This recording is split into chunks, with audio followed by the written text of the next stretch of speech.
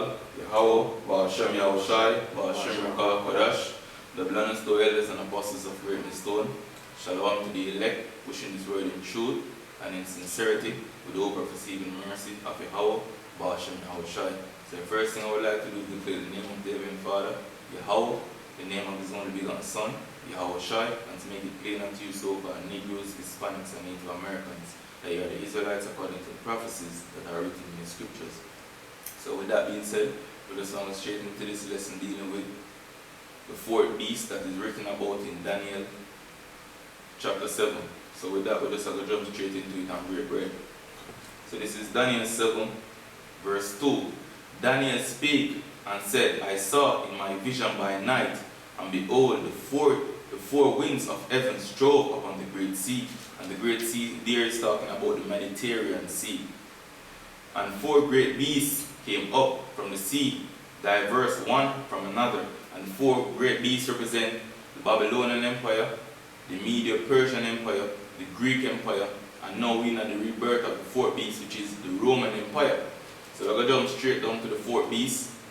This is Daniel 7, verse 7. After this I saw in the night vision, and behold, a fourth beast, dreadful and terrible and strong exceedingly, and it had great iron teeth. It devoured and brake in pieces, and stamped the residue with the feet of it. And it was diverse from all the beasts that were before it, and it had 10 horns. So we're going to go into how it trod down the residue with the feet, and the diversity of it from all the kingdoms that were before it.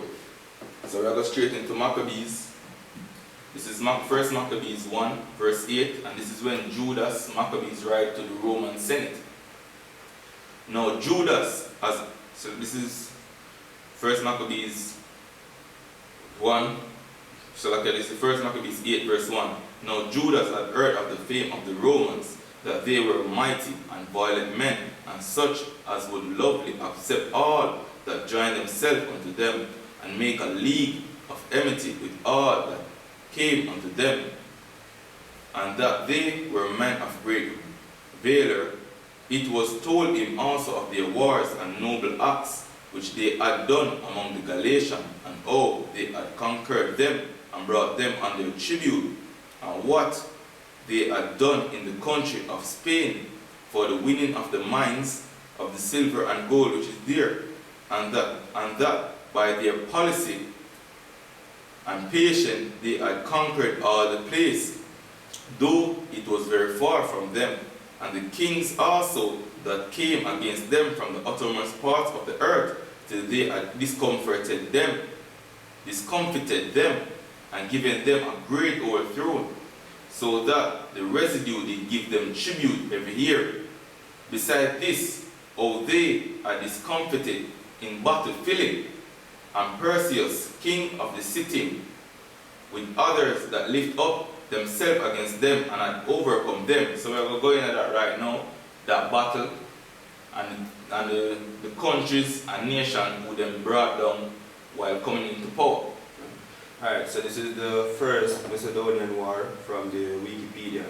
It says, during the Second Punic War, Philip V of Macedon allied himself with Hannibal, fearing possible reinforcement of Hannibal by Macedon. The Senate dispatched a praetor with forces across the Adriatic. Roman maniples, aided by allies from Aetolian. Alright, so just while Judas clearly tells us that they were mighty violent men, and such would lovely accept all that join themselves unto them. So in them time they have them Greek allies also, but join themselves unto the Roman army if you fight Philip V. Go on. Alright, it says Roman maniples, aided by allies from Aetholian League and Pergamon after 211 BC, did little more than skirmish with Macedonian forces and seized minor territory along the Adriatic coastline in order to combat piracy. Rome's interest was not in conquest, but in keeping Macedon busy while Rome was fighting Hannibal. And that fight with Hannibal was what? The Punic Wars. That's why right here, so in the 4th verse it tells you, and that by their policies and patience they had conquered all the places, through it were very far from them, and the kings also that came against them from the uttermost part of the earth, till they had discomfited them. That's talking about the Punic Wars. Because when I really understand, the Punic Wars was fought between Carthage and Rome. And if you know where's Carthage right now, that is modern day Tunisia.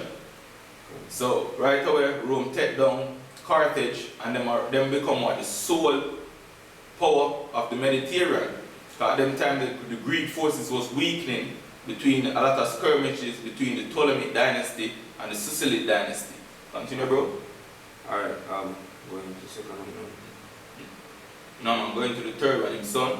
Remember, in the fifth verse, it tells you, beside this, how they are discomfited in battle. Philip, this is Philip the fifth. And Perseus, king of Sittim, who with others that lift up themselves against them and had overcome them. So we are going at history now, showing that this is Philip, talking about Philip the fifth and his son. Go on. Alright, Third Macedonian War lasted 172 to 168 BC. It says, upon Philip's death in Macedon, 179 BC, his son Perseus of Macedon attempted to restore Macedon's international influence and move aggressively against his neighbors. When Perseus was implicated in an assassination plot against an ally of Rome, the Senate declared the Third Macedonian War. Gone. So, right, this is showing a history where them get from, where they get these things from out of the scriptures. So this is secular history matching up with biblical history. So may I continue? Oh, also, the great king, also Antiochus, the great king of Asia, that came against them in battle, having 120 elephants, with horsemen and chariots, and very great army, was discomfited by them. Go on. Alright, share the second one now. The Seleucid. Alright, the Seleucid War, 192 to 188 BC. It says, with Egypt and Macedonia now weakened, the Seleucid Empire became increasingly aggressive and successful in its attempts to conquer the entire Greek world. When Rome pulled out of Greece at the end of the Second Macedonian War, they and their allies thought they had left behind a stable peace. However, by weakening the last remaining check on Seleucid expansion, they left behind the opposite. Now, not only did Rome's allies against Philip seek a Roman alliance against the Seleucids, but Philip himself even sought an alliance with Rome. See, even Philip V, because of the weakening of the empire of Macedon and the Ptolemaic dynasty in Egypt, right now, the Seleucid Empire have become the dominant force. So they must seek allies from Rome. They must seek to be allied with the Roman army. Continue, bro. And it says, Hannibal was now a chief military advisor to the Seleucid Empire. Because the Punic War is over. Rome win the Punic War. One. And the two were believed to be planning for an outright conquest, not just of Greece, but of Rome also. Done.